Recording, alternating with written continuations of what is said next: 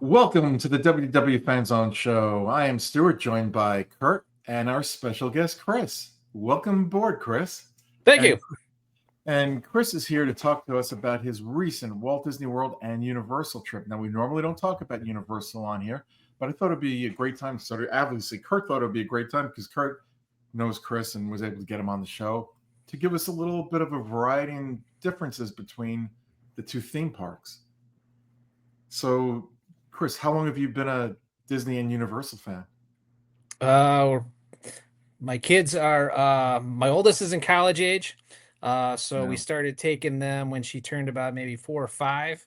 I have 3 kids. I have 2 older daughters and then one son. He's a tween.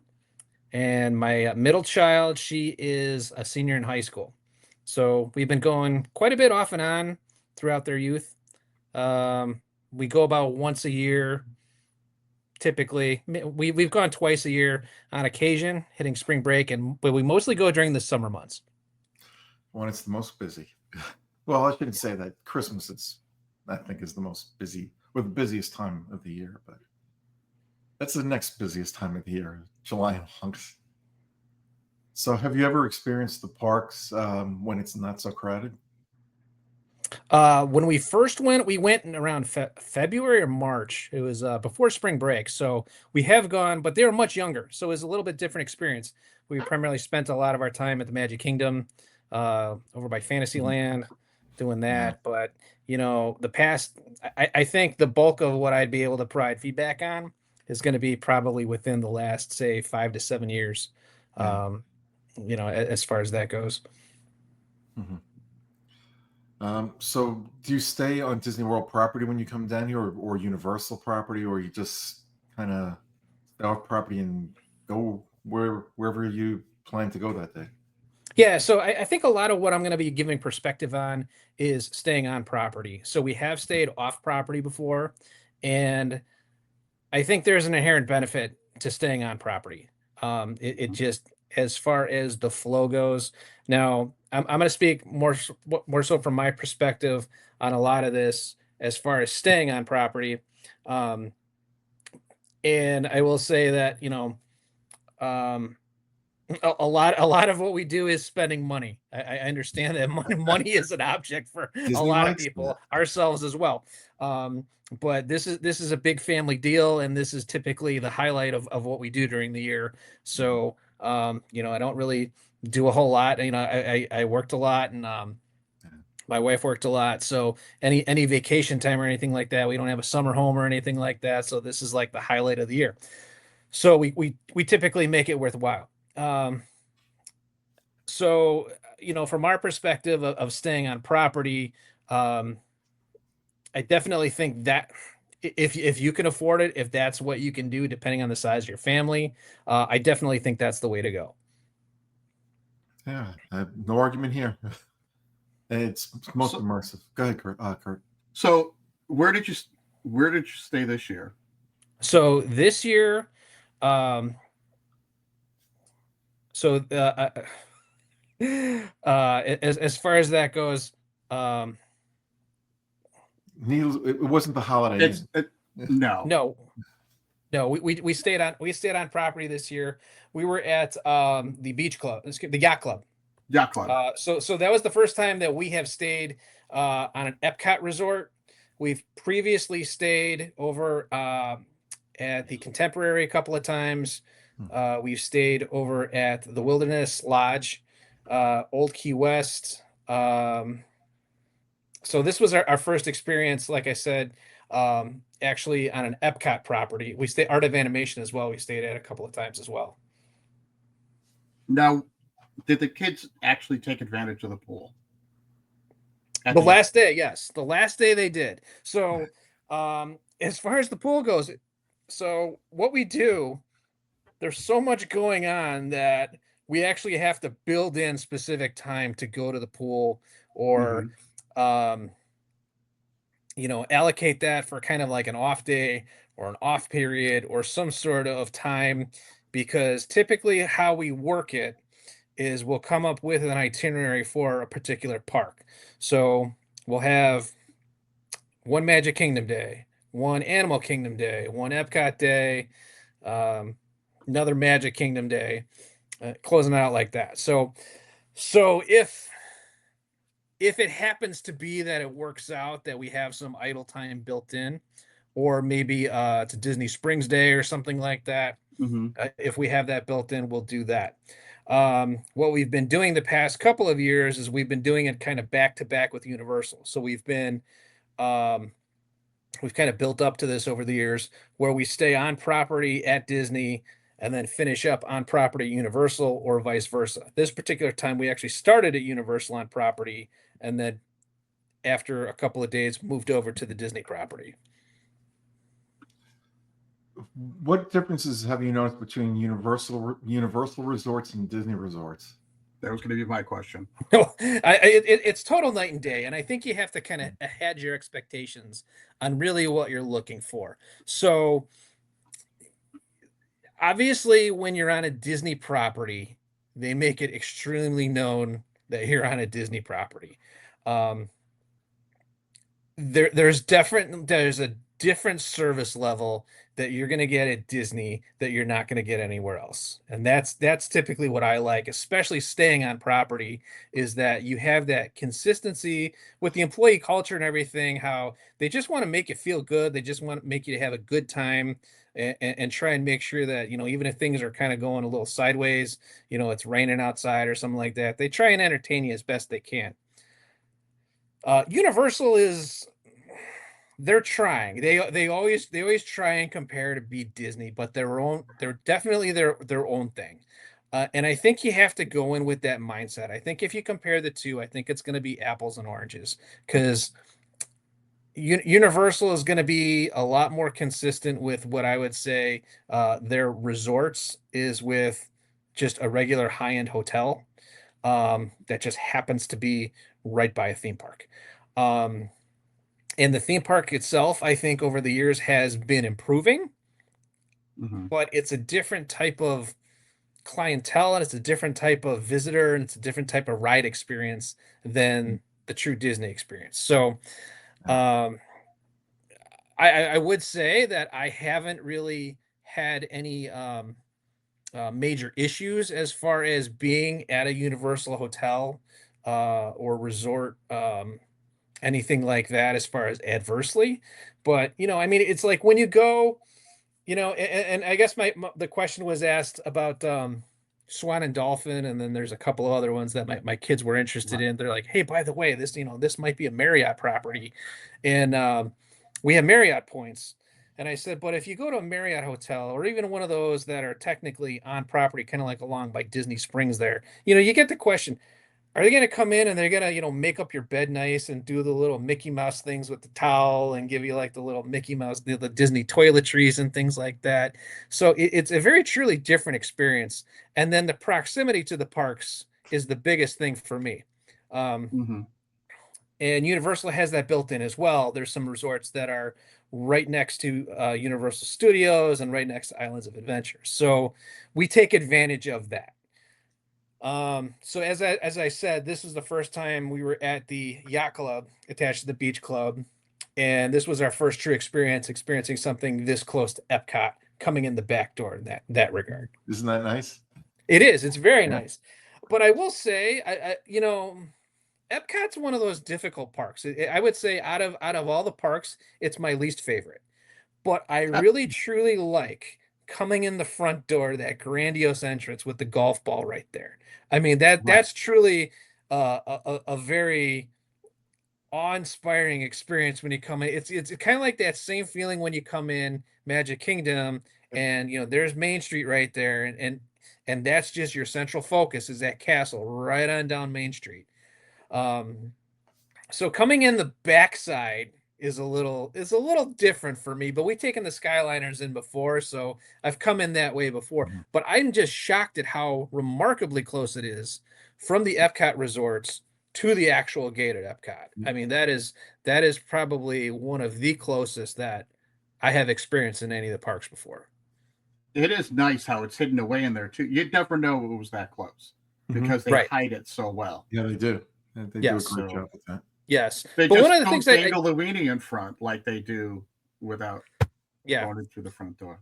Yeah, but one of the things I did notice about Disney in the past couple of years is like I remember it used to be a complete faux pas if they actually showed you things like behind the wall, or they showed you the dumpster Mhm. or the maintenance streets or anything like that. And you're coming in on the Skyliner and you're seeing all of that. You're Mhm. seeing all the Yep. behind the scenes things, and it's I know you can't help it. I know that's not really how it's supposed to be, but it's much different experience for the first, like, especially when I was a kid, we drove in, and I remember coming in that, whatever Florida highway you're coming in off of I-4 there, I-4. and, Yeah. and you get the main arch, with the Yeah. Magic Kingdom, and you get the Disney. It kind of takes a little bit away from that Disney luster if you've never been there before. Yeah, True. I can see that. Yeah, it kind of gives away a little bit of their secrets, so to speak. Yes, yes, very much so. And Yeah. like with the Skyliner, like I said, from Art of Animation, we've taken the Skyliner to Hollywood Studios before, and we've timed that 10 minutes door to door. I mean, you can't beat that's even with a transfer. That's with a transfer from Skyliner to Mhm. Skyliner, and it takes you right to the front door. So you're not really seeing the back door or anything like that. But when you're going to Epcot, it's like a little, Yeah. here we are. Yeah. We're seeing the That's back end. We're surprising. kind of like sneaking in almost. It's kind of like Right. your friend holding the Mhm. door at the movie theater open. Come on, we're going in the back way. I am surprised they don't have a tarp over some of those things. So Yeah. Yeah. you're just wide open to, like you said. So you've got 3 kids, Yes. all of which I know quite well. So it's funny, can I ask him some of these questions? But top 2 I know are extremely knowledgeable. What's it like? What's it like? Do you feel any? Well, here they're old enough they can go to the parks on their own. Do you have any fears when you say, "Go ahead, Mhm. see ya" No. to a Disney No. park? So I'm broadcasting from my daughter's bedroom. So you can Mhm. see Duffy Bear. You said Duffy Bear version 2, generation 2, Yeah, whatever. that's pretty much Mouse second ears gen. up on the wall. Taylor Swift posters around. So I mean, she's a Disney fan. She's a pop culture fan. She's into a lot of that stuff. As far as safety and security goes, um, I would say both parks even. I haven't really had any issues as far as safety and security, especially with my kids. So we started a couple of years back where we were at the parks. Now my youngest, he's going to be in 7th grade. So we're going back, maybe like 4th, 5th grade kind of thing, Mhm. pre-COVID and then like just post-COVID. Um, we would do the parks. So I'll give you a perfect example, Animal Kingdom, right? So the wilderness must be explored. What he loves doing that, right? But in order to get all the stamps, you got to go down the gorilla trail that takes you like 45 minutes. It's in the Uh-huh. middle of June or July. It's like 98 degrees. You're trying to peel the shirt off your back. It's just awful, right? You know, the older kids don't want to do that. So okay, have at it. Do Everest again. Do Kalahari Rapids. Go off and do it. So we're kind of at that point, especially with things like iPhones, Find My, whatever apps Mhm. you have to kind of track Mhm. your kids. If your kids are responsible, they're gonna be okay. You set up meeting points. You have lines of communication. You kind of go through little mini scenarios and things of what to do and what not to do. Obviously, don't leave the park. Um, Right. but I think it's kind of like on a case by case basis as far as kids go. Do you trust your kids enough, and do they want to go off on their own? They definitely did not want to do all that stuff, all the wilderness explorer things that my youngest son did. So we had no problem sending them off, or go get some food or hang out or something like that. Now, would you allow them to go to Disney Springs by themselves? So Disney Springs is kind of a different animal. Yes, it is. That's why I asked that. Yeah. Right. Well, obviously they right now they drive, so that is something that's not really a big deal.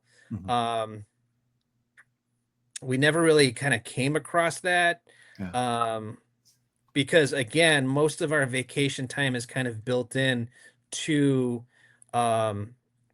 having designated days going designated places. And if it was a Disney Mhm. Springs day, we're all going to Disney Springs. Right. Now, it's interesting that you do kind of bring that up because we have had incidents at Universal, not incidents. I'm sorry, I misspoke there. Instances at Universal where we were there for a good chunk of the day. It got hot. Maybe the boy wanted to swim and the girl still wanted to go to the park. Well, based on what hotel we stayed at, and for clarity, we have previously stayed at the Hard Rock, which is closest to Universal Studios, and we stayed at the Royal Pacific, which is closest to um, Islands of Adventure. Mm-hmm. So there have been occasions where we've been at one park or one hotel or the other, and they wanted to go back to studios or islands while the hours were still there, and we let them go. So there is that city walk. I don't know if you're familiar, Right. how familiar you are, but there's That's a city their walk in version of between. Disney Springs. Yeah. Yeah, which is kind of like the Universal equivalent of Disney Springs. But there's like ample security there, in my opinion. I mean, it's you go through a screening process if you're not staying on property Right. to get into the city walk, and then Right. when you're going from the resort hotels, there's like a little back private security screening, so to speak, from the resorts into the city walk as well. So we have done that in the past, and also at the Disney resorts, we've let the girls go back on their own or take the boy with them, and you know they've gone. So it has been done. I don't really have any reservations with it, as long as, like I said, the lines of communication are Yeah. there. So I think Yeah, that's you know, really the more important kind of right. thing that you kind of deal with. It's knowing your children, and you know, I guess it's what what am I trying to say, Kurt? It's knowing your kids and knowing how responsible they are. So I guess what might be good for you or me might be different for Kurt, or vice versa. Sure. Yeah, Right. Yeah. No, completely his fair. kids are like mine, except for that my kids actually wanted to go on the Barnstormer when they were younger. But Correct. Correct. We've had some awesome text messages going back and forth through the years, watching his kids grow up and what they would or wouldn't ride. Like I had to send them a video just so they could see what it's. I'm like, it's get out of it. But you've been to now. You spent the day at the Universal Water Park. I don't know. Have you ever been to either of the Disney water parks, and how would those compare?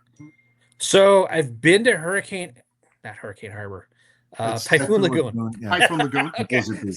So there's Yeah. a Hurricane Harbor out here by Six Flags by Chicago. Yes. So that's kind of why I get the two names confused. But I've been to Typhoon Lagoon. That's the Disney one, correct? Right. Yes. Yes. But that was several years back. And I remember that one was a whole lot of intense sunshine. I remember that was not a whole lot of shade. I got one of the worst sunburns I had in my life on my shoulders. And for about 4 days, I couldn't sleep because the sunburn was so bad. I would say, just based on that experience, it kind of turned me off a little bit to Disney water parks, in particular, too, when they had, and this is a true story, when they had the waves going, they activate the wave pool and everything. Right. Of course, my kids want to be going in the wave pool. And I remember that texture of that floor in that swimming pool is this kind of like gritty, almost sandpaper like. Yep. And if you were probably about, I don't know, like maybe like 4'8" and smaller, if you're standing in the wrong spot, that wave is going to take you and just carry you along the bottom. Yeah. So sure enough, my kid gets hurt, not really hurt, but scraped up a little bit, and she's crying a little bit. And this is obviously a couple of years back, like I said, so they were a little bit younger. And I take her over, to the first aid to clean out these wounds, give her some bandages, that sort of thing. And what was so remarkable about that was I walk up to the first aid station and there's nobody there. And by the time we got out, like maybe 3 or 4 minutes later, there's a line of about 20 people complaining of the same thing. Now, like nicks and cuts and everything because of this wave pool. Wow. I mean, it was crazy. But I will say I did fall for some of the Disney propaganda while I was in the hotel. I did watch some of those preview channels that they have, and at Volcano Bay, the Universal equivalent, one of the kids' favorite rides at this water park is a water roller coaster. So it's basically a tube that's got magnets on the bottom, and they take you off, and then off you go. You go in this drop, but then after the drop, it's got magnets that pull you back up, and it's a whole series of up and downs. So That's new.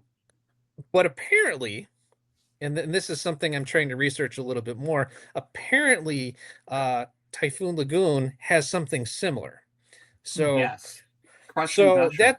that is one of the things that I will say about the Universal to Disney comparison is that there's a lot of rides that do have some overlap and are very similar in that regard.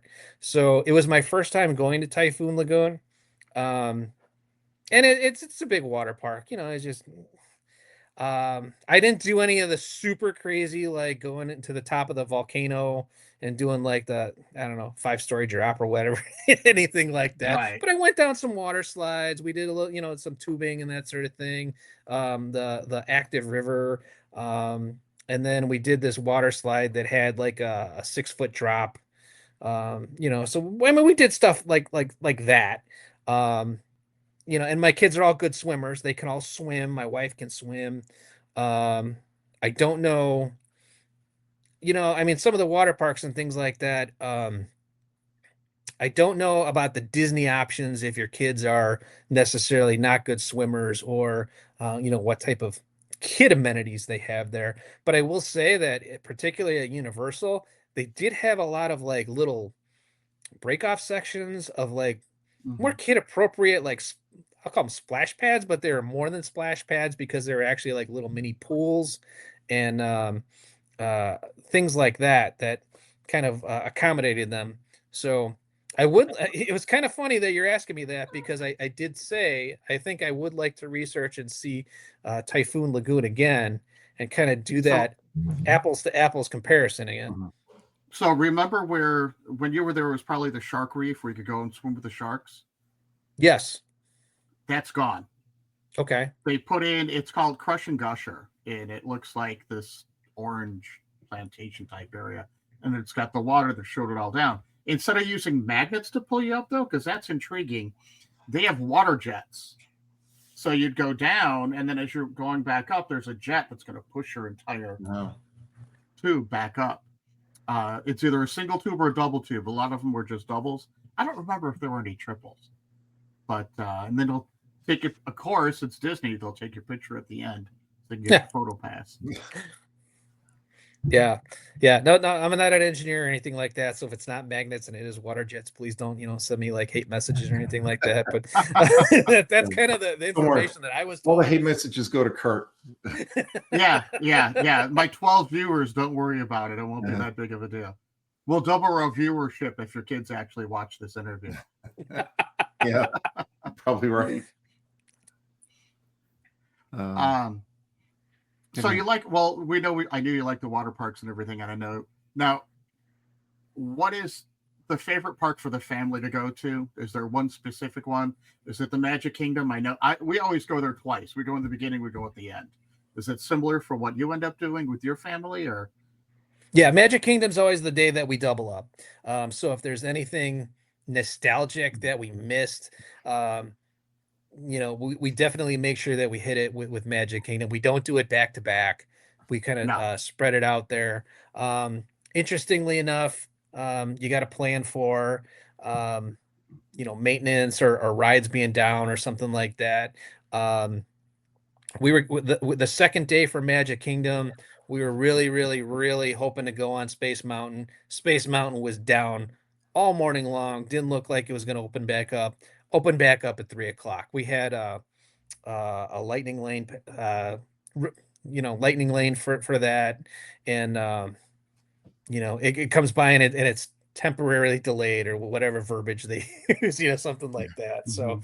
So it was kind of nice when, they reopened it. But, if you're, and that again, I'm not going to get into the whole should you park hop or should you not debate, because that's a whole nother thing. But, Right. definitely, I think that would be a disappointment if there's particular rides that you want to go on that you can't go on because of maintenance issues or something like Right. that. So I know some people love the park hop. Honestly, we got my son a park hopper pass this year only because we had bought annual passes. But I don't know. I kind of feel like there's no reason to park hop unless you have that annual pass. So unless if you're staying at somewhere like where you were staying over at Yacht Club, maybe you spent the whole day over at Animal Kingdom and you're done with Animal Kingdom now. Obviously, you're not going to want to drive back over there in the evening to hit something. Well, your middle child might want to run back there and go back on Everest again for the 5th or 6th time. But yes, in general, if you're in walking distance, that's the only time when I could see doing that whole park hopping in that, hey, it's dinner time. Let's walk into Epcot and go and eat something. yes. So it actually worked out that way. So we actually did the rope drop for Animal. Well, I'll call it as close to rope drop as we can for Animal Kingdom. And first ride we go on is Everest. Go on Everest probably about literally like 4 or 5 times in a row, because when you're getting there at 7 o'clock in the morning, the wait times for just about all the rides are maybe about 5-10 minutes at the most. I think Everest was posted at 15, and that wasn't even true because you're just snaking through the line. You're getting right on. I would honestly say it was less than a 5-minute wait. So they literally knocked out their favorite ride at Animal Kingdom 3 or 4 times to their heart's content in a row, no problems. Done. Frees up you to go do some other things. We actually had the Avatar ride, Flight of Passage. So we had the individual lightning lanes for that. So that kind of took some of the pressure off of waiting in lines. So we were able to, with the regular lightning lanes that we had, we were able to bounce around that park. But long story short, we were able to finish that park to more or less our satisfaction by like 12:30, 1 o'clock. Right. So this was one of the first times that we actually had a park hopper, and we kind of tried to see if it was actually worth it or not. And it was one of those situations, exactly like you said. We were able to go over to Epcot at the end of the evening and just kind of see some things over there. So I have in the past, when I first started going, I was kind of a fan of the park hopper because you can kind of consolidate the 2 parks if you kind of plan it out right and you kind of have the energy. And since this is kind of like the teenager perspective of things, much easier to do when your kids are of that age where they can run themselves, and you're not lugging strollers or bags or Very anything true. like that. They're carrying their own Right. stuff. So I think park hopper is definitely geared towards the older family crowd rather than the Right. younger family crowd. I agree. Okay. Because Completely agree. I think my experience when we first started taking the kids to Disney, like I said, we would go primarily Magic Kingdom and primarily Fantasyland. And that was, Dumbo repeatedly, Small World repeatedly, Carousel repeatedly. Not the Barnstormer, Kurt. I couldn't get the other ones on that No, one. couldn't get him on the Barnstormer. But Peter Pan and Pooh Bear, and yeah. So that's kind of where like the bulk of that happened. So I know. Sorry, I was just going to mention that. I know Kurt, you might have remembered the same thing when your kids were younger. When I say younger, tweens to teens, we would always get the park hopper, but that's because we were stay on property and they'd have extended morning hours and evening hours. So it was worthwhile. So you'd start off your day with one and end the day with the park that had the extended hours. They've taken the extended evening hours away. However, they're coming back to certain deluxe resorts and shades of green. I don't remember. Right. Well, and he's got that. Chris was able to do that. Yeah. Yeah. So it was early entrance, I believe is what it was. I think we were able to get in there. Right. like an hour earlier, whatever it was. Right. I forget, Half hour. But that's all Yeah, they've had something right like now with early entrance. Well, Entry. so they have early entrance for everybody, but then if you're staying at a deluxe resort or a DVC resort, I know on the Monday that you were there, oh, you didn't get there till Tuesday. You missed it. Because Monday is the extra magic hours in the evening over at Epcot. Yeah. But your Yeah, first so- day in the parks was Tuesday. That's right. That's how you missed that one. And Yeah. somewhere during that time was the Magic Kingdom, but I don't remember what it was. So. Yeah. So, I mean, I think that this kind of raises another question, as far as comparing the two parks. What if you have a novice family who's going to Florida, maybe for the first time or first time in a long time, um, without a doubt, there is some planning involved in the Disney parks. Yeah. You definitely have to map it out and kind of figure out, what do I want to go on? What is crowd expectations? Particularly like what you're saying, what are the hours going to be? I think for Universal, okay, they have their equivalent of the park hopper. So we took advantage of that. So we did the three park combination. So we did do the Volcano Bay, the Islands of Adventure, and Universal Studios. And I think for Universal, that's a much easier experience utilizing the park hopper than it is necessarily with the Disney parks, because it's only maybe about a 5-10 minute walk in between the two. So, or you take the Harry Potter train between the two. And it seems a lot more organic and a lot more natural if you want to kind of see one or the other. And because of that, there were days back in our early days, before the kids really wanted to go on the monstrously crazy rides, we were able to knock out that park, Islands of Adventure and Universal Studios, in a day. So it just seems that, like, if this is kind of some of the things that you just want to go just for a quick experience and just kind of see how it is, we were able to do that. Now, with you staying on site at Universal, was that their equivalent of the lightning lane where you can go on each attraction once?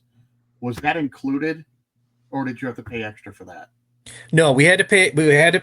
Well, let me take that a step back. It's included with the hotel and the tickets. Right. So, but I only have one kidney now because that's Right. money is an object, right? I mean Right. that's a very expensive place to stay. And much like how Disney is, it's a very the Disney resorts, it's a very expensive place to stay. So one of the things I was asking the kids, I'm like, well, what is when I was a kid, you get to like my son's age, about maybe like 12, 13, and like Disney kind of fell off a cliff. Especially if you're a boy, that like, okay, that's like kid stuff. But it still seems like today, it really seems like it's really going. It's really got some of the generation hooked, and they keep going. And I'm asking the kids, I'm like, what is still the draw? Why do you still want to go, having gone through high school, you're in college or whatever, what is the draw? So one of the things that, if you are a Disney fan and you're trying to keep your kids interested, obviously they have much more limited attention spans, and those lines, especially in the heat, are a big deterrent. So if you can more or less get them on the Right. lines, get them going, go on the rides, go on the next thing. But my daughter now has taken over some of the planning as far as Disney goes, constantly on the app, constantly looking for lightning lanes, strategizing on what's best to go on, what's open. Hey, we can go on this. We got a lightning lane for that. Boom, boom, boom. So she's really stepping up, and I'm like, you're going to be like a Disney planner, something like that. Or you're really, people are going to come to you and asking you questions as far as how to navigate all that. See, And I Kurt, think, somebody can take your job over.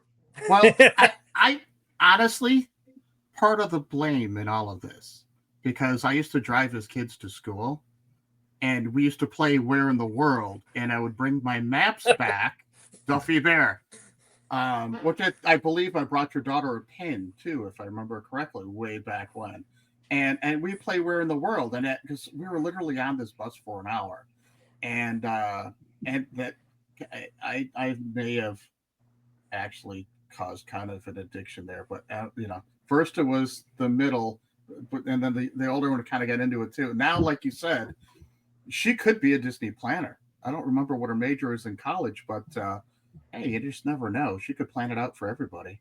Yeah. So I think if I like I said, if I was a novice parent and I'm going to Florida for the first time, I would just be overwhelmed at just the complexity of everything that's going on as far as Disney goes. But as far as just kind of being a green vacationer coming down to Florida, like I said, for the first time in a long time, Universal is much more easier to navigate, easier to kind of figure it out. I will say that the express lanes that they have there are definitely worthwhile. Definitely worthwhile that you're going to be going on things significantly faster than if you were to just wait in the other lines. There is a noticeable difference between the two. Whereas sometimes at some of the Disney parks, I don't know. I mean, sometimes it's kind of spot on, and sometimes it's just kind of doesn't seem worthwhile. But and it's money. I understand that, and it's a difficult decision to make. But if you're going to be doing like a 1 day kind of 2 park kind of thing, that might be worth the investment to get as much bang for your buck and not spend a lot of that downtime waiting in lines. Right. Yeah, Disney is this week, as a matter of fact. It starts on the 24th of July. They're getting rid of Genie Plus, so to speak, and it's going to be multi-lightning lanes and individual lightning lanes are taking its place. Yeah. So we'll see how that works out, in time. There was an article that came out, I want to say within the last year, or maybe about a year ago. Someone who is a big Disney fan and Universal fan just said, hey, I've been to both parks and Universal is just much easier to navigate. And you're saying the exact things that were written in that article. Yeah. Yeah, hands down. You talked about the Disney cast members bending over backwards for you. The last time I was in Universal, that wasn't quite the same. Are they getting any better at the Universal employees? I won't even go on camera. Yes. So, true story. My kid wanted ice cream at Islands of Adventure. This is a true story. We're waiting in line for ice cream. It's like 9 o'clock ish, and there's like maybe one person in front of us, and we get to the front of the ice cream line at the window, and the lady says, "I'm closed." Slams the window shut on my daughter. Wow. True story. Okay. That's kind of the difference between Disney and Universal, I think, in a nutshell sometimes. But I kind of think that's kind of like the exception rather than the rule. Because I think if somebody were to do that at Disney, they'd kind of be fired on the spot. Yeah. I think if it happens at Universal, they come back, to work the next day. But wow. you kind of expect that a little bit, like I said, at Universal. But I will say, I've asked my kids this too. I said, do you notice a difference in Universal over the years? And they definitely say that they're stepping up their game. It seems like the employees are a little bit happier now. I mean, you're going to get some people that kind of aren't happy with their job, right? They're not going to be the most exuberant or anything like that. And in all honesty, when you're going there for, in the middle of summer, I am amazed at how nice the Disney people are, kind of over the top. But, is that because they have a college program and these are like the college kids coming down, for their thing, or I don't know. But yeah, obviously Disney's got yeah, I mean, obviously Disney is known for their customer service. They outsource that for training. They're a lot more further in the game than Universal is, obviously. But I don't think that ice cream incident is representative of Universal as a whole. I think that was highly isolated and unprofessional, but it did happen. But and our last experience, it was great. I mean, it just everybody seemed really nice and at Universal, and we had a couple of times where there's rain and things like that, and everybody's fine. And the thing about Universal that kind of um I think is kind of breathing new life into it is this the new world that they have Right. being built. And I think people are really kind of they're starting to buzz. A lot of people are into this Mario Island or Mario World or whatever they're building, and things like that. So I see a greater buzz for Universal like that. And a lot more people kind of are gravitating towards that. There's still a huge Harry Potter following. Hmm. The Harry Potter fans are just everywhere. And for somebody to be walking around in this big itchy cloak when it's like 97 degrees outside Yeah. and it's been raining and they're wet, and I'm wearing this like Columbia quick dry shirt, and I Yep. know for a fact that thing is not drying for probably about another 3 days. That's some hardcore fan base that you got Mhm. there that they have. So um there is some good excitement, and I think the Harry Potter has breathed new life into it. I kind of find it interesting. I just saw an article, I think it's like this week or next week, they're starting this parade, so to speak, at Universal. They have like a Jaws float and a Back to the Future float, and a Minions float and some things. So they're kind of throwing some new things out there. Um, but what I was concerned about is over the past couple of years before all this, it did get kind of dated and stale. Um, ET, ET ride. I mean, I asked my kids, "Hey, do you know what ET is?" And they're like, "Yeah, we saw it like once or twice when we were little." Okay. And then they have like the Blues Brothers performing in some random street, Yep. and they're like, "Do you know who those guys are?" And they're like, "No." No. And like if Jaws didn't have the music, would you really know what Jaws was, right? um they go on the Jimmy Fallon ride. Have you ever watched Jimmy Fallon on TV? Well, no. So I mean, there's some things there that they just Right. have a hard time relating to. um and I think that as far as their new park that they're building, it's really going to bring in a new generation of fans, I think. Quite like how the Harry Potter really has really brought them a steady following. Well, and the funny thing is, that's just you want to talk about the longevity of Mario. That started with Donkey Kong, and that's been around since I was your son's age. Yes. I remember playing that game. So the longevity of that, because they keep improving and improving and improving and improving it. Um, yeah, there's a reason why you don't see the Teenage Mutant Ninja Turtles walking around over at Disney Hollywood Studios anymore. They're just not. Yeah. Yeah. They're not relevant anymore. So I completely understand what you're talking about with like Jimmy Fallon. Really, Yeah. I, I don't see the catch. But sorry, Jimmy. Yeah. So, but I mean, you have some things that are kind of on par, that are pretty much the same between the two, but then you kind of take it to the next level with the more extreme rides that they have there. And as my kids have gotten older, I think that's one of the things that really draws them in as well. So, um, we went on the Hulk, big crazy looping ride, and then this year I finally mustered up enough courage to go on the Velocicoaster.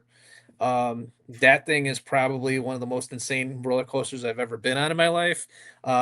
In particular because not necessarily the intensity of the ride, but from the psychological perspective, they only give you a lap belt, a lap restraint.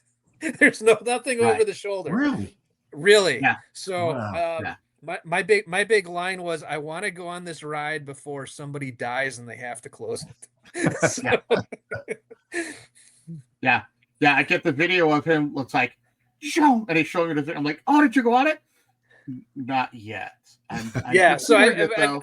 I went down the past 3 years, and Yeah. the first 2 years I said, this is it, I'm going on it, I'm going on it. And I made the mistake of sitting down in the common areas watching the ride. And I saw this one In particular, I was sitting in this one section where it goes upside down, but it doesn't just go upside down, it hangs upside down for about, Oh, I don't know, a good 3 or 4 seconds.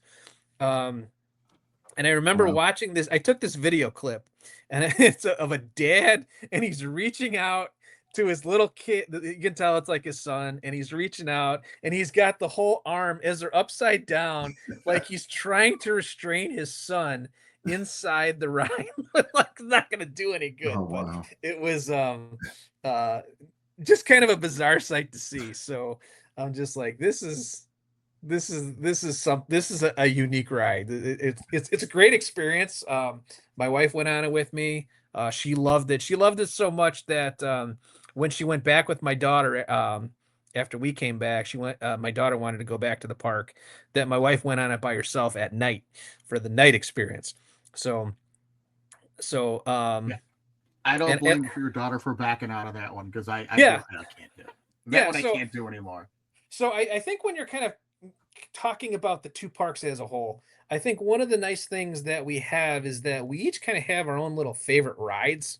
And Right. in going to the two sets of parks, Universal and Disney, um, we each kind of have like, you know, yeah, I'll go on this, but maybe that one's not for me, and I'll go on this, and maybe that one's not for me.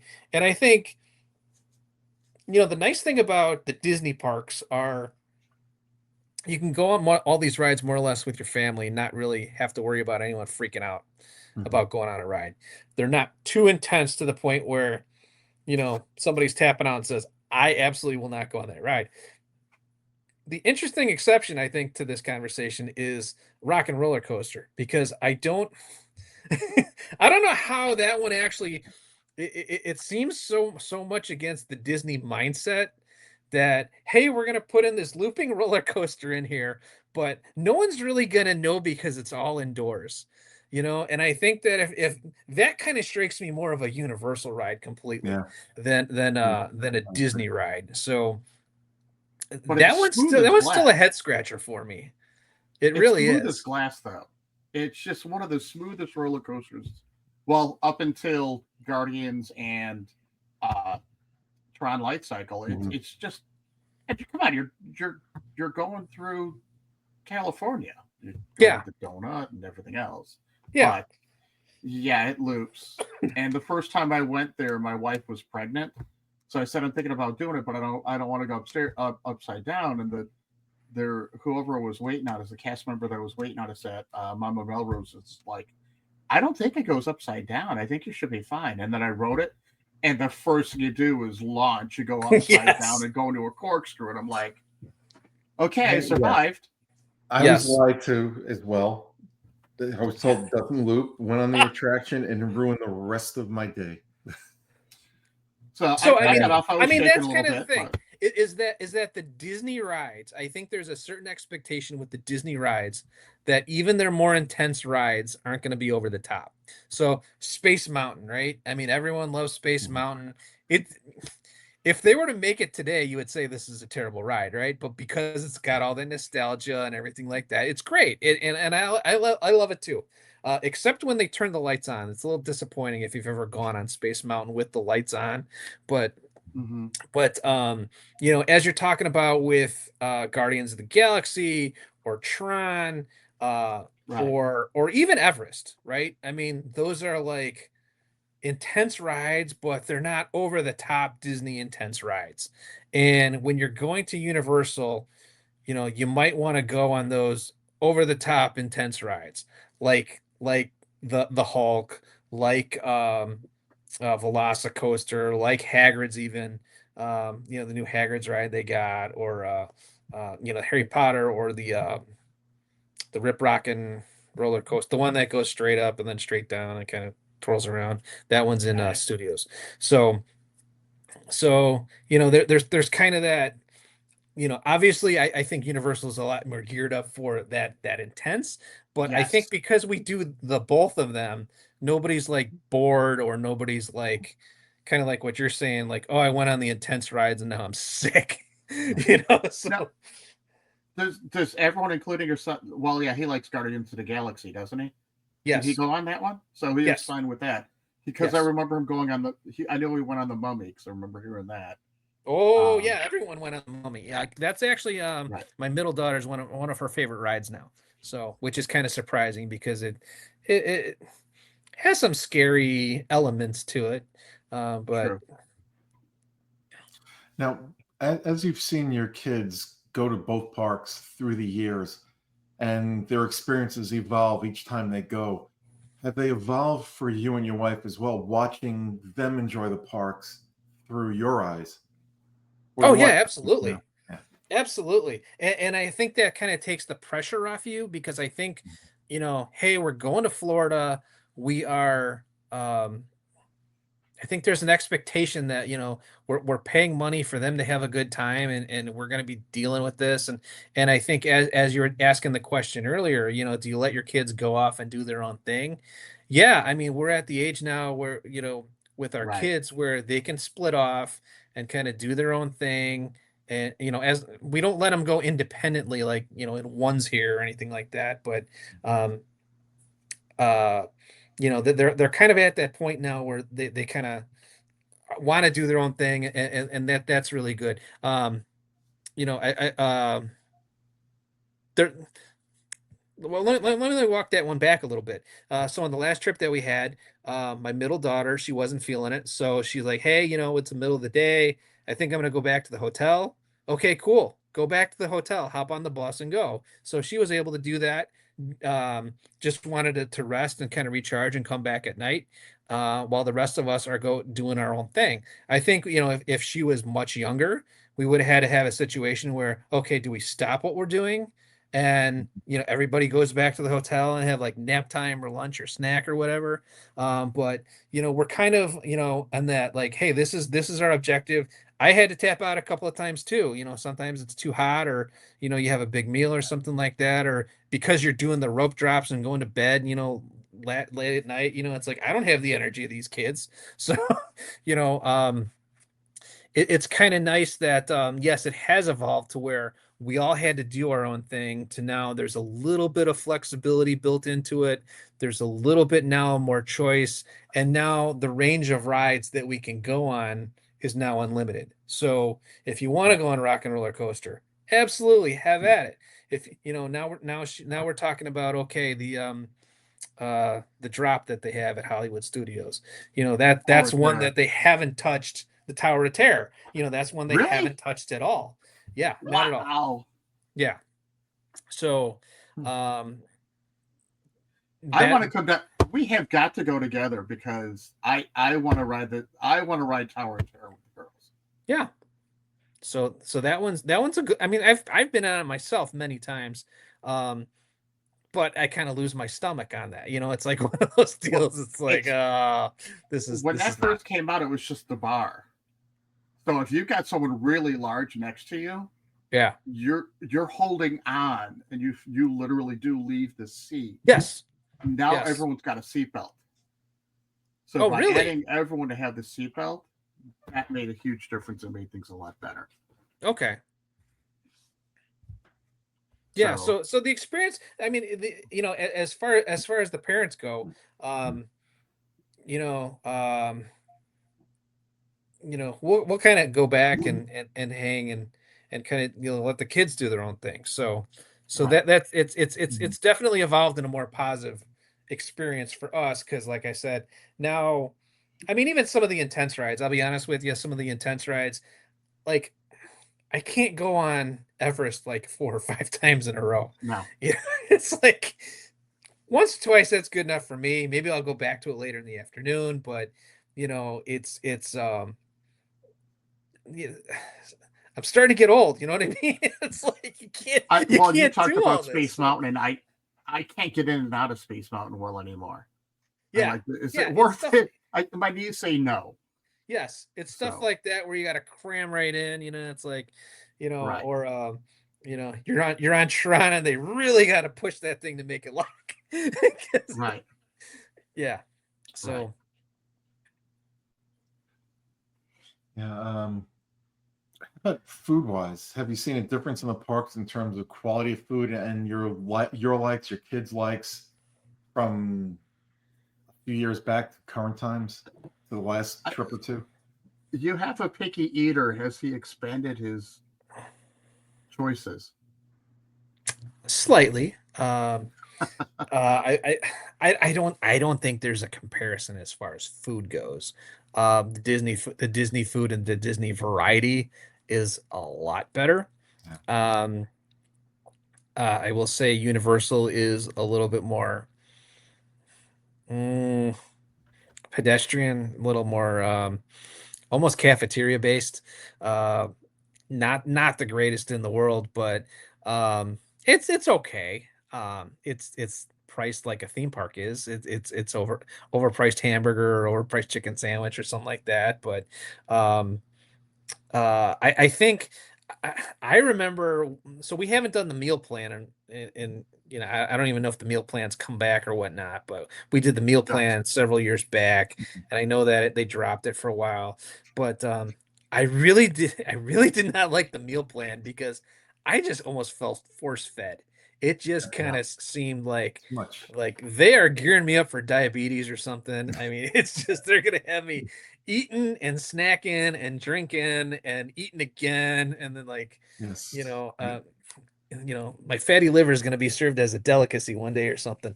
But yeah, I like the Disney food better. I think they have better arrangements. One of the big knocks that my family had, as far as beach club goes, was just the just regular general selection as far as food goes. So, the regular burgers and things like that. So that's actually factored into kind of where we stayed at too, as far as the food selection goes. What can we grab quickly? What can we get? And then, you know, having a sit down restaurant experience is beneficial sometimes, but you got to time it out really good because I think okay, we just ate breakfast. We're just at the park. This happened maybe once or twice where we finished breakfast. We're at Magic Kingdom, and now we've got Crystal Palace appointment at 11:15 or 11:30, and you're just like, oh my god, yeah, like here we go, like. We just got here. We just ate, and now we're stopping everything what we're doing and we're eating again. So It's all about the food. yes. Right. So it's I I still don't I like some of the things that they have as far as the food quality and the food variety, but for like what you're saying, picky eaters and things like that, Right. you kind of have to do your research if you're going to stay on property and see what type of food selections available and where the food selection is available as well. So when we stayed at Old Key West, one of the things my wife didn't like was the distance from where we were staying to Right. where the food was served. I thought the food variety and the food quality was good, but there was that maybe like 5-10 minute walk from wherever we were. Yeah. I mean, some of the and you're gonna win some, you're gonna lose some, obviously. Contemporary was all very centrally located, you know um, and then the mobile ordering was really good. um, there was a big knock on the mobile ordering at the yacht club that it was significantly delayed. um, so I mean the food is good. I don't think I would say that it's terrible or anything like that. The food at Disney, I would definitely say gets the win over Universal as far as that goes. Um, the funny thing is though, is that Universal, if you're really, really not into the Universal food and you're staying at one of those resorts, it's much easier to get off property and find just a regular restaurant very closely Oh around the yeah. corner than it is where it Right. seems like if you're in a Disney resort, if you want to go out to just a general Orlando area restaurant, it's going to be a good 20 minutes to get off property Right. and actually find something. Right. Very true. We actually had good success at Animal Kingdom because there's a little touristy strip just off property there. We have actually happened to drive that particular day. So Animal Kingdom, we were able to kind of dodge off property pretty good. And I think it was like maybe a 10 or 15-minute drive to this particular restaurant. But I know for the other ones, if we were going from like the Epcot Resort or Magic Kingdom or something like that, they trap you on property pretty good. So that's one what of they're the trying things. to do. It works. It That's the definitely goal. works. Yeah. That's why everyone misses Magic Express. Yes. It brought you in and you just stayed there. Do you know there is a bus service you can take to and from the airport, and it stops at the transfer station at Disney Springs, and it's $2 per person. I can't remember the name of it. I will find out, but there is a bus that does that for $2 a person. Wow, that's Yeah. awesome. Yeah, so we have we made the mistake of going to our designated day at Disney Springs one year was actually on a Saturday. And that was a complete nightmare. That was an absolute nightmare of just how jam-packed it was. We couldn't find parking. There's another time we tried taking the boat over there. The boats were packed, and so Disney Springs is kind of like a victim of its own success, where it's just such a draw. Just very, very difficult to get into and just kind of walk I around. do have the name of the bus service. It's Lynx, Lynx. It's also known as Lynx 311, if I'm not mistaken. Lynx 311. People so one like way is Stewart. $2 a person. That's not bad. But people like Stewart, they have the it's not the pixie dust. It's the next one. I have the. No, I do have the pixie dust one. The pixie dust. They can only go on Monday through Friday. Yep. But that's their fifth park. They can all go to Disney Springs anytime they want. So you got all the locals that are going over to Disney Springs on the weekend to go out to Disney dinner. Springs. I try not to go to Disney Springs. He doesn't go to Disney Springs. A lot of the other locals do. So yeah, those darn locals. Yeah. Yeah. Anything else you'd like to tell us about your trip and how is it now? Clearly, you've got good kids that you can trust and are responsible. But have you seen from the time they were younger to now a change in how they view the parks? Not so much on a daily basis, but as a whole. Are they excited to go? I know you mentioned before that they still get excited, but are there reasons for getting excited the same as they were when they were little, or is it the changes each time they go that they're seeing different things and having completely different experiences? So I asked my two daughters this question in prepping for this conversation. I said, "What do you like about it? Just tell me something you like about it." And they're like, "I like how it's different, and I like how it's the same." I'm like, what? That makes absolutely no sense. Answer. Pink, and they both answered it the same way in their own general way, but they like how all the parks are trying to improve themselves, and add new things and add new attractions and things like that. But they also like the nostalgia of it. They like, and that was kind of the thing that I remember when I went when I was a kid in 1986. And I went back, it was like 2000 something. And I remember just kind of that feeling like, oh my gosh, this is like exactly like how I remember when I was a little kid. And for them, I think it's a lot of those memories of when they're a kid, but as they're growing up now, they like the newer stuff too. Mm-hmm. So that's really big for them. A couple of things. I'm just kind of checking my notes here, just kind of of what they were telling me. So they like the rides, the fun, the experience, the independence. It's kind of like what you were talking about. Right. They like kind of being there, going off, doing their own thing. Disney bounding. My daughter's into now. Yes. I call it the gateway to cosplay.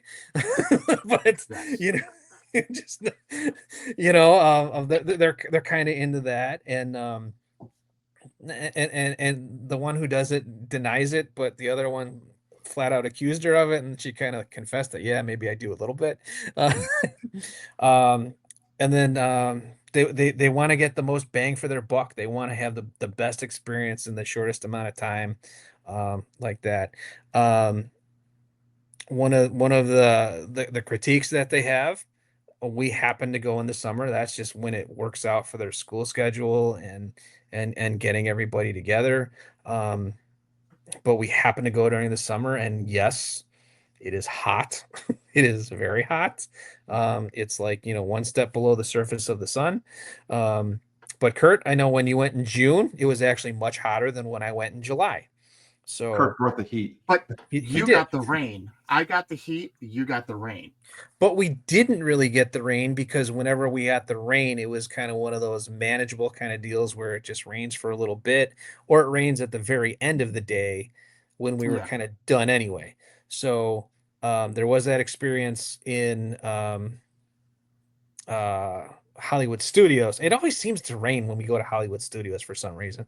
But, just like Florida, where it rains at 3 o'clock, it's not just going to rain. It's going to be like buckets and buckets of rain. Right. You know, but there's that, and we plan for that.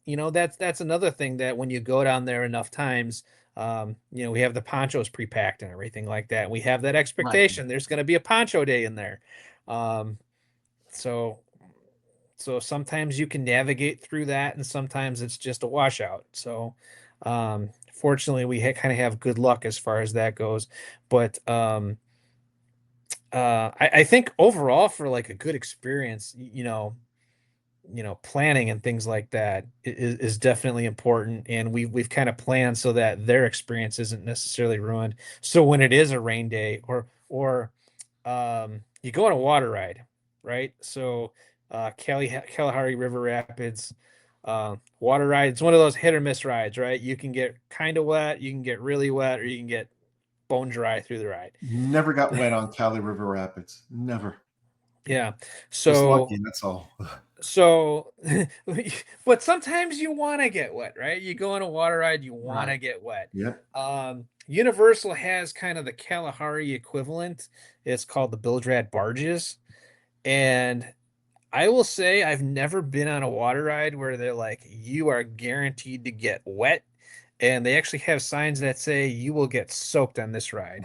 And you do. It is the only water ride I've ever seen, even at Six Flags Park up by us, or Kalahari, or anything that I've gone on, where you're gonna get wet. And not just wet, but very, very wet. And it's not one of those deals you can put your feet up and your feet won't get wet. I mean, you're gonna get, your whole Wow. body's gonna get wet in some capacity. So we bring extra socks, or we bring sandals or flip-flops or slides or something like that. And when we go on these water rides, you got to plan for that stuff, because the last thing you want to do is be getting blisters down there, and that's really going to kibosh your vacation. So even though I live in Florida, I mean, I never go to Universal. The last time I was in Universal must have been 8 years ago. Sorry.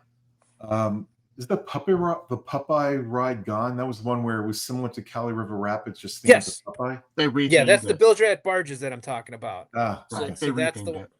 yeah. So that's the one that I go on. That it's actually the most fun for us as a family. I mean, we just go out there, and it's just who gets the most wet. So Well, yeah, but your daughter is attracted to water. She got wet on the Frozen attraction. she did. Yes, she actually got very wet on Frozen. How Wait that a minute. happens, I How don't do you know. get but wet on Frozen? I she guess we'll got find wet on out. Frozen on the splash. Yes. Yeah. Wow. Cooled her Yes. off. Yeah. Yeah. So, the other thing that that the kids are kind of into, interesting things. Obviously, all the kids are on social doing their thing, but we happen to come across two TikTokers, and I'll throw them out there. Jarendell, he was actually doing a live feed from Rise of Resistance when we were there, and then Mags Calhoun, happen to be walking around Epcot, and my daughter just spies her and stops her and says hi. Just very, very strange. But I mean, these are all, like, these names mean absolutely nothing to me, but they mean something to them. So I don't know how, Right. so it's stuff like that where, Yeah. as they get older, like, oh my gosh, it's like, this guy's doing a live stream here, and it's like, I get to be in the live stream, or, it's like, oh my gosh, I follow her. So it's weird stuff like that. So Yeah, it's celebrities for your kid. It's ordinary people have become celebrities, and they're making a lot of money doing that off Yeah. of TikTok, YouTube, and other places. how much money are you making from this, Kurt? Yeah, your check's in the mail. Yeah. I'll Yeah, pick we you up pay one them. night. We can go race. There's your payment. It basically, the TikTokers are our version of Lou Mangello. If we ever Yes, saw Lou in the park, absolutely. we'd be all excited. Oh, Lou, and Yeah. Chris is still going, Lou. So I'll tell you off the air about him. You actually have listened to one of his shows. Gotcha. So. Gotcha. And Yeah. So okay. So as far as the parks go, we have had discussions now. Do we want to go see SeaWorld? We went to Legoland was it last year, maybe 2 years ago, whatever that, I think it was last year. And it was kind of funny because I thought my youngest probably aged out of Legoland, and he probably realistically did. We've never gone to Legoland before, and I didn't realize it wasn't quite a Orlando park. No. It's kind of It's a bit out of the way. It's away. in a layman's, I apologize if I'm insulting anyone from Florida, but it's kind of in the middle of nowhere in proximity Right. to the Orlando theme parks, because it is quite a drive. But I was actually impressed with the actual park itself once you got there. Very, very friendly people, and a lot of fun, and nothing to wow you as far as the parks go. I think if you have a really little kid, I think it's worthwhile to put it on, for the checklist to say, yeah, we've been to Legoland. And if it's kind of like the little kid experience, kind of similar to how we did it when we first went to Disney, where we're hanging out only in Fantasyland, that might be kind of worthwhile to have the family go down to Legoland for a day and kind of see what that's all about. But we're kind of seeing what else is out there, kind of thing, and seeing, having discussions about maybe one day we fly out to California and do the Disneyland experience and see how that kind of compares. But I think my middle daughter's like, if I go out there and I see it's just like in some neighborhood, and the thing is like half the size, and it's going to be disappointing. It's not going to be the same. It's going to kind of taint some of those memories that she's got about Florida. So I don't know. I don't know what kind of the next step is, but they like doing the old and they like doing the new. So, Yeah. that's kind of why we keep going back. Exactly. Yeah. Yep. And in a few years, your kids will be up doing their own thing, and you and your wife will be able to go yourselves without the kids. And Well, that's kind of the interesting thing is how's it going to work? This is probably one of, if not the last, it's going to be one of the last. With the college age and things like that, they're going to be doing other things. So, getting them to actually have a good amount of time to all go together, for an extended period of time, like how we went for, I think it was like 8 or 9 days between the Right. two parks. That's actually not going to be so fortunate going in the future, probably until maybe another 10 years or so, and maybe a little bit longer, the grandkids start coming, right? So Right. we're not going to get that whole family experience, but I will say that we'll probably go back, because my youngest is still into it. He's talking to my wife now about his ideal Disney trip, about which places he wants to stay at, and what hotels he wants to, what rides and things like that, and how it would work out best for him. So still planning on going back for a little bit, so just trying to see how it all is going to work out as far as timing goes. You'll see it. The experiences will change. They'll get the anticipation of the first trip with just you and your wife will be like, wow, we can't wait to go. And then you're going to go, God, or this kid like that, this kid like this. I miss them not being here. So that it's short. The excitement's short lived. That's not always true though, because we actually enjoyed it a little bit more because we went before kids, and in our view, it was like, oh my gosh, we could do whatever we want to do. We don't have to do this particular attraction if we don't feel like doing it, because the only two people we're trying to please this time is just the two of us. So I don't have to go, or you don't have to worry about, well, yeah, I want to go on Velocicoaster, but so Kurt, not to get you in trouble. So you're saying you don't miss your kids? No, not at all. But I'm at that point where I've got one kid that he goes, as long as there's going to be a room and somewhere for me to go, I'm going with.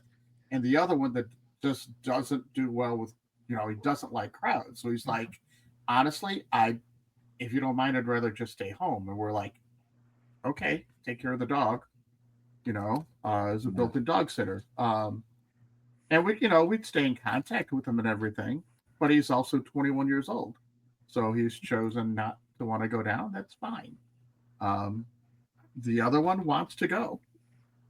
So, and he's my park hopper with me. So, well, the older ones have been having the discussion about doing the drinks around the world.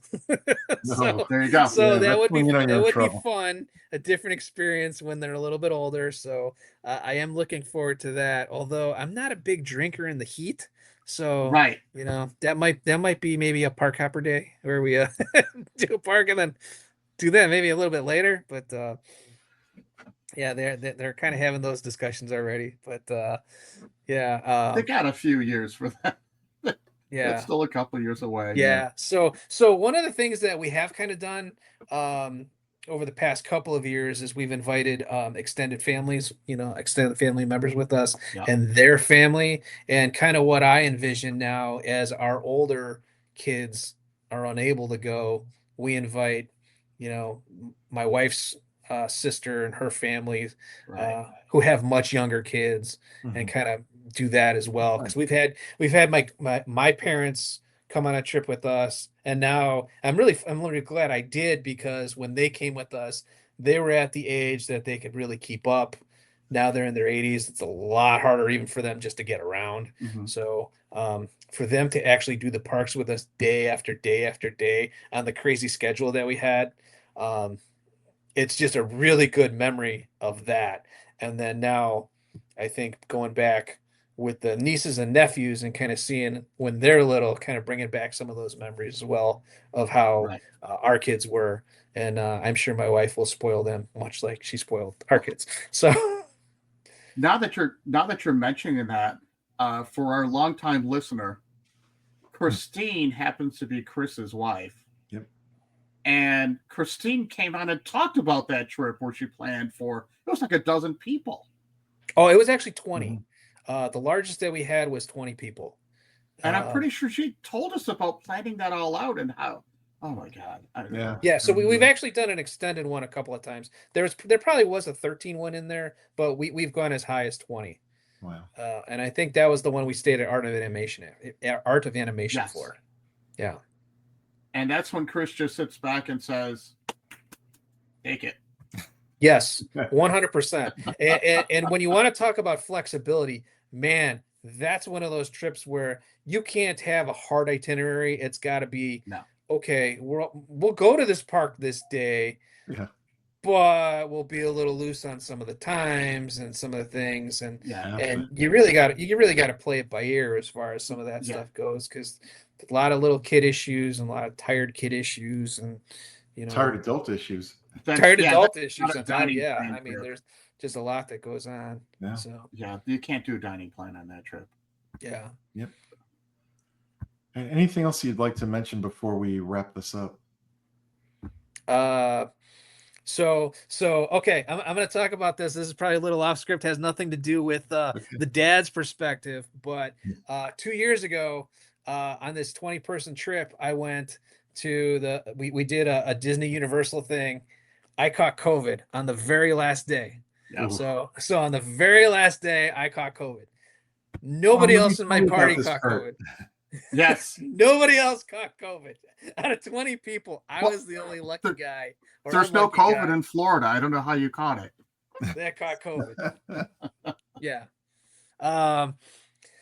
So then last year I go and I am just winded. I'm kind of gassed. I'm thinking, oh man, this is not my thing. I don't know. Maybe it's the Florida heat or something like that. Maybe allergies. I mean, I just felt like I had just kind of like a light cold or something, or allergies that, being from the Midwest, not uncommon, right? But I had this cough, and I'm like, this is the same cough. So my wife's like, you don't have COVID. There's no way you have COVID. I sent her to Walgreens. I tapped out. I was actually on the train at Magic Kingdom. We had reservations for Tron later in the afternoon. I'm like, I can't even make it. I need to go back and take a nap. I just slept. Told Christine, go get me a COVID test. She got me a COVID test. Sure enough, I popped up hot. Oof. Like, I'm going home. I drove home by 2 for myself 2. I remember right that. in the middle of the trip. Remember you telling me that, Kurt? Yeah. Go back in the middle of the trip. I drive home by myself. I'm like, this, I don't want to spread this to anybody or anything like that. Yeah. This past year, my daughter, she's got the cough. She goes to urgent care. They say you got a bacterial infection. She's coughing. And this is in the middle of the trip. She's coughing. She's got bacterial infection, and we come home and she's on medicine. They gave her medicine and everything like that, but she's still kind of coughing. I'm like, just for grins, take a COVID test. Popped up hot. So we are 3 for 3 with COVID at the theme parks in Florida. And as I hear, according to Kurt, that they don't test you for COVID in Florida unless you ask for it. Nope. So Well, they're driving home. I'm calling and I'm like, well, hey, insert middle child's name here. I go, did they test you? Oh, no. They said I have a bacterial infection. There you go.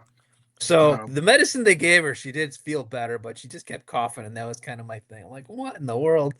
But it is, I don't want to make this kind of a whole thing about COVID and vaccines and things like that, or politics or anything like that. But I would just say is that if you're going there with people with health issues, just understand that you're going to be around a lot of people from a lot of different places all over the world. COVID or not, flu, cold, whatever. And a lot of kids. I saw at Crystal Palace one time, a kid serving himself, scooping up the mac and cheese, and then may or may not have licked the spoon. I mean, so I mean, you're around a kid environment and things like that. So, yeah, you might get sick. I mean, well, if she didn't lick the railings as she's walking through, it would have been fine. I mean, it's kind of a running joke because years ago, my youngest actually caught the flu coming back. I mean, this is way pre-COVID. He caught the flu down there, and it just kind of seems like my kids somebody gets sick. It just happened to be more recently and more publicized me, but yeah, I mean, that's one of those things you might have to anticipate on your trip as well, especially with the littles or maybe old guy. Whenever I go to the parks, it's always the kids. You hear coughing, and it's just like, oh, great, because the kids touch everything. Their hands are in their mouth, and it's. So or the adults who go to the bathroom and don't wash their hands. Yeah, yes, I've seen plenty of that. I mean, it's like, come on, people. Yeah, like, I do see that. Yeah, so I mean, but I will say is that, like I said, you're just around, you could be standing in line next to the Brazilian tour group, or you could be standing in line with the kids who are, licking the railings or something. I mean, it's you're just, it's just going to be a hodgepodge of people, and you just might have those expectations. And, like I said, my parents are up there in years. I don't necessarily know if I'd necessarily advise them with some of their health issues that, maybe you don't need to go on the rides with us or something, but, yeah, the only advice I would have to people, it's what I do. I bring hand sanitizer, constantly wash my hands, constantly. And if I'm in a crowd that's too crowded, I will put on, if it's inside, I'll put on a mask. just to protect myself. 'Cause you Yeah. just I don't do miss know. the hand sanitizer at every exit. That was a nice little add-on. That was, and they got rid of it all. Yeah. Yes. Yeah. So, I mean, it's just kind of one of those things just kind of prepare for just little contingencies like that. Yeah. Just be Kim careful. wasn't feeling good, and my wife's insistence to take her to urgent care just to get her cough checked out and things. But uh, you know, yeah, it's one of those deals. 3 for Like, 3. did she get I know. COVID because she was sick, or did she have COVID all along? That's kind of like the unnerving question that Right. okay. But Yeah. we had a good vacation. I mean, that was the thing. It's like Well, last year I caught COVID right in the middle of vacation. I'm like, I'm not gonna sit around in this room. I'm gonna go home. and the thing is, there's 5 of them going, and only one would catch it. And they were Yes. around each other the whole time. But Yes. only one would catch it. You every hear time. stories like that all the time. Yes. Yeah. It's there's no rhyme or reason for it. No. So Yeah. yeah. Yeah. So, but it's such a big place and everything like that. Yeah, just take reasonable precautions. Some people might mask, some people might not, but at least wash your hands when you're going to the bathroom. That'd be my advice to everybody. COVID or not, right? Oh God, it's like you see that all the time in the parks. They walk into the bathroom, it's like, the sink's right there. Yeah. It's 2 seconds. Just wash your hands. It's free. You don't have Yeah. to pay to use the sink and wash your hands. Right. Yeah. Right. Yeah. So that's kind of my Disney and Universal experiences in a nutshell, going back the past couple of years. So, Yeah. Well, I hope the next time you come down here that that your family has a healthy trip coming and going from here. those don't happen. It doesn't make for a good story. You know what? That used to happen to us too. My kids were little. It's like somebody would always come home sick. They'd catch a cold. My daughter caught pink eye once in the parks. You just never know. Yeah. When there's a lot of people around, you're right. You're bound to be amongst those who don't take care of themselves as well as you take care of yourself. Yeah. Or like I said, I mean, just around people who, just around people who are just exposed to different types of illnesses and things like that. And it just kind of, you're in that big common area and, different parts of the country, different things spread around, cold, flu, whatever. So different parts of the world. Yeah, different parts of the world. Exactly. So yeah, exactly. All right. I want to thank you very much for coming on the show and sharing your experiences with us. I think a fascinating trip. Yeah, thank you. Please come back. Yeah. All right. Every time. If there's anything I can add, yeah, maybe I will. But all right. We're going to wrap it up right here. I just want to wish everybody a good week. Be safe. Be yourself. Bye-bye. Good night, everyone. All right. Thank you.